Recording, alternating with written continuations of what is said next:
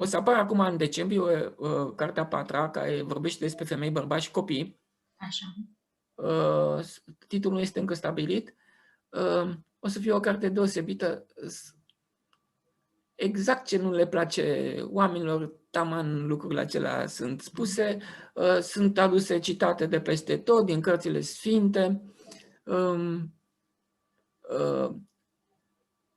Cei care merg în lumea de dincolo văd lucrurile pe dos și din cauza asta văd cum ar trebui să fie și nu sunt. Și cărțile sfinte însă au arătat cum ar trebui să fie, toate religiile fundamentale au arătat lucrul acesta. Femeia are energie foarte mare, are energie dublă ca să poată să nască, așa, să formeze organele la copil și să nască, acolo se folosesc energii foarte mari. Dar din cauza asta, după aceea au venit religiile și au trebuit să o limiteze, pentru că orgoliul, când crește foarte mare, atacă câmpurile bărbatului și îl ucide, îl omoară. Și lucrul ăsta se vede, am dat exemplu, dacă testosteronul la bărbați era în 1976, am impresia 94% sau 97% testosteronul, în 2017 a fost 45%. Asta înseamnă că partea aceea sunt oameni morți. Deci femeia a reușit să omoare jumătate din populația omenirii. Și apropo de asta, care sunt alte diferențe dintre femei și bărbați? Din perspectiva ta, din perspectiva divină, ca să zic așa, în afară de această Divinul urmărește femeia. Este foarte importantă pentru el să o restricționeze cât se poate de mult, ca să nu poată să dezvolte orgoliul acela, că orgoliul atacă nu numai bărbatul. Bărbatul reprezintă principiul masculin inițiator al creației. Deci ea atacă viața și atacă universul. Deci ea când se supără pe bărbat a atacat universul automat și începe să ucidă. Energetic ucide, adică face franjuri, distruge armonia lumii. Și din cauza asta, prin bărbat, Dumnezeu o restricționează cât poate de mult, ori o bate, ori pleacă la alta, ori bea, ori se îmbolnăvește dacă este prea bun și moare. Deci cam astea sunt alternative pe care le are. Dar femeia este capabilă să rămână și singură, zice că n-am nevoie de el. Acum este promovat feminismul, îi se dă poziții sociale peste 67%, spre exemplu, este un ordin al guvernului din Anglia, 67% din pozițiile de frunte să fie date la femeie. Adică îi se crește orgoliul foarte mult și atunci distrug familia. Adică au pretenții, resping principiul masculin, nu se supune principiului masculin și atunci se destramă familia, copiii ajung pe niciunde, vine statul și ia, că asta este ideea în continuare, ca statul să preia copiii, să aibă el grijă de ei și tu să nu mai ai copii. Și atunci ar trebui să facă femeia în acest, adică pentru că cumva s-a schimbat. Se intră în raportul divin de subordonare, că femeia este ca și corpul, este secundară.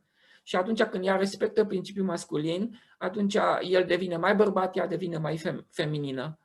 Și atunci intră în echilibru. Dar pentru că doar gândește, e suficient să gândească rău despre el, că atunci pe el îl atacă. Dar îl dereglează ca pe un mecanism, astfel încât la servici sau în afacerea lui nu mai merge bine. Pentru că l-a atacat energetic și el nu mai poate. El încearcă să se reechilibreze și nu mai poate. Deci femeia trebuie să-l respecte, să susțină pe bărbat întotdeauna și el va face totul pentru ea, pentru că rolul ei este să dăruiască iubire și ea este înțelepciune, așa, bărbatul este putere și rolul lui este de a conduce. El vede, e vizionar, el vede la distanță, femeia vede în detaliu. Deci unul fără altul nu pot. Bărbatul se plictisește la detaliu, nu poate să fie atent. El vede doar la distanță. El lucrează cu ansamblu, ea lucrează cu detalii. Și unul fără altul nu se poate. Și ei doar împreună pot să facă o unitate. Și în măsura în care ea devine mai feminină, adică mai supusă, el devine mai bărbat, el reușește în tot ceea ce face și vine și ocrotește femeia, pentru că femeia trebuie să se facă vulnerabilă, ca să aibă pe cine să ocrotească. Dacă femeia e puternică, ea devine bărbat. Și atunci el n-are de cine să aibă grijă. Și atunci se dă totul peste cap. Ei atacă până și țările musulmane. Știi cum atacă? Dau credite la femei ca să facă firme. Femeia face firmă, capătă autoritate, îl dă afară pe bărbat și se destramă familia. Deci e un atac total satanist asupra lumii, prin toate modurile posibile. Și va continua. Dar totuși este spre binele nostru. Este spre desprindere de materie. Este Și atunci, permis. este permis, da. Și atunci vom ajunge, ca să zic așa, să trăim exact cum eram pe timpuri în care bărbatul să meargă la vânătoare și să susțină casa, masa și femeia să aibă grijă de copii. Nu, de nu. gospodărie. Omenirea merge spre autodistrugere. Cum anume? Omenirea merge spre autodistrugere, nu. Și atunci cum vezi tu, adică rolurile astea pe care le au femeile în societate, de exemplu? Cum vezi tu, adică... Va fi accentuat acest rol, adică înlocuirea, adică femeia devine bărbat. Bărbatul își pierde calitățile, își pierde potența, își pierde virilitatea. În momentul în care femeia devine bărbat, el și-a pierdut. Spre exemplu, studii pe care le-am citit, în momentul în care femeia a fost dezbrăcată, adică sutien desfăcut, bikini și mai departe, în clipa respectivă i-a scăzut bărbatului potența. Pentru că energia deci s-a disipat. Energia ei s-a disipat la mai mulți bărbați. O admirau, ea vrea admirație, dar mai mulți bărbați au început să piardă din potența. Pentru că toată energia trebuie să se concentreze numai pe bărbatul tău. Ca el să poată să se dezvolte, să aibă toată grija față de familie și mai departe. Dacă s-a disipat energia, ei au început să... Și acum, în Occident, ei se feminează. Majoritatea bărbaților devin femei. Și se distrug familia. Deci asta este trendul, asta se va întâmpla. Este permis lucrul acesta pentru că oamenii sunt atașați de materie. Distrugerea este permisă și, din contră, Dumnezeu amplifică procesele de distrugere. Pentru că este singura șansă ca să poată să-l aducă pe om mai repede înapoi. Bun, și atunci, ok, asta noi le facem deja și ce am putea face ca să îmbunătățim totuși. Măcar noi ăștia care am ajuns la ideea asta, măcar. Crezi că cineva, după această discuție, se va autolimita? Adică, spre exemplu, va mânca mai puțin, va începe să dea ceea ce este surplus, va ceda mereu binele său celuilalt, este în mașină, i-a cedat locul imediat, sare în ajutorul celuilalt fără să vrea nimic în schimb. Dacă am face lucrul acesta, noi ne-am golit de eu și atunci viața noastră a devenit miraculoasă. Dar 97% dintre oameni nu vor să facă lucrul ăsta. Îi se agață mai tare. Și cu 3% nu poți să schimbi absolut nimic. Deci omenirea ne va da distrugeri foarte mari de ansamblu, după care omul își va reveni.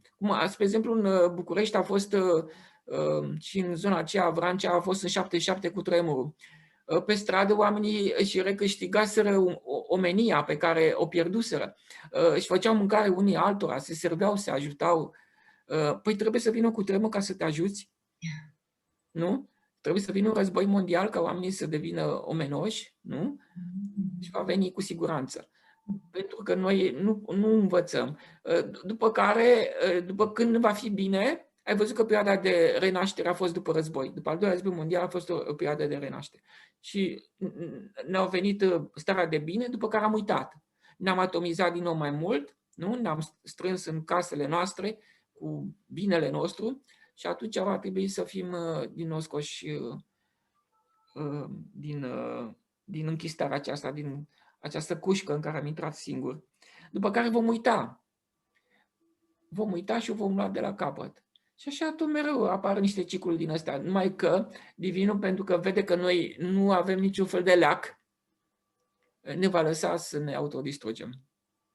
Și am văzut în momentul în care l-am deschis în Shangri-La, în momentul în care omenirea asta o va retrage în el, ritualic, mișcă mâna de la dreapta la stângă și trage toată omenirea, o trage în el, într-o fracțiune de secundă, nici nu mai știm că am fost. Așa, intrăm în el și după care creează o altă omenire luând ca bază un sfânt. Deci nu mai vrea să audă de omul acesta care nu învață nimic din suferință. Okay.